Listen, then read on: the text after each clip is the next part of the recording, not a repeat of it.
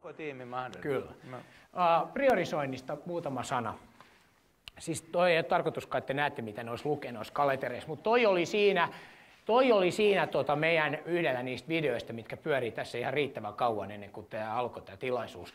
Niin, tämä idea siitä, että me katsottaisiin meidän viikkokalentereitamme ja yleensä ajankäyttöä, niin 5 päivän sijaan tai 7 päivän sijaan 10 tai 14 päivän.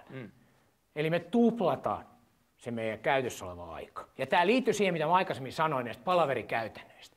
Ne palaverit, jotka on tällä hetkellä joka viikko, kysy itseltäsi, voisiko ne pitää joka toinen viikko. Esimerkiksi tämä ryhmäpalaveri vain joka toinen viikko ja one-to-one palaverit joka toinen viikko. Okay. Puhutaan parillinen, pariton viikko. Jolloin yhtäkkiä meidän kalenteri tulee 2 viikkoa näkymä. Ja kun meillä on rullaava 2 viikkoa, niin tämä helpottaa meidän ajankäytön hallintaa ja sen energian hallintaa samaan aikaan.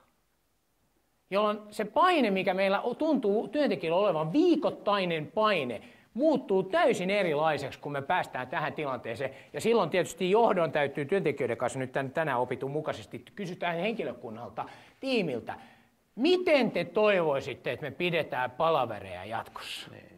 Ja miten te toivoisitte, että mitkä näistä meidän viikkopalavereista voisi olla vain joka toinen viikko? Sä et itse päätä sitä. Ja me saadaan se koko tiimi rakentamaan tuonne 2 viikon pläni. Tämä on osoittautunut, tällä on 30%, voidaan vähentää sisäisten palavereiden määrää 30%. Ja se 30% käytetään tietysti asiakastyöhön.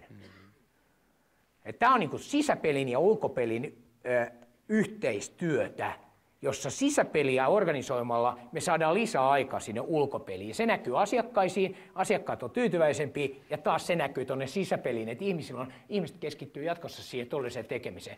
Plus se tasoajattelu, mikä oli 3 tasoa, sä pystyt esimiehenä johtamaan sitä sun tiimi eri tavalla, kun sä jaksotat sen 3-portaisen johtamisen 2 viikolle, etkä yritä änkeä sitä viikolle.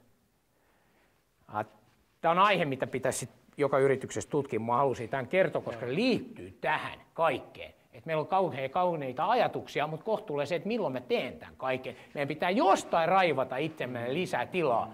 Ja tämä on se yksinkertaisin keino, mikä on hyväksi havaittu ja monessa yrityksessä onnistuneesti läpiviety.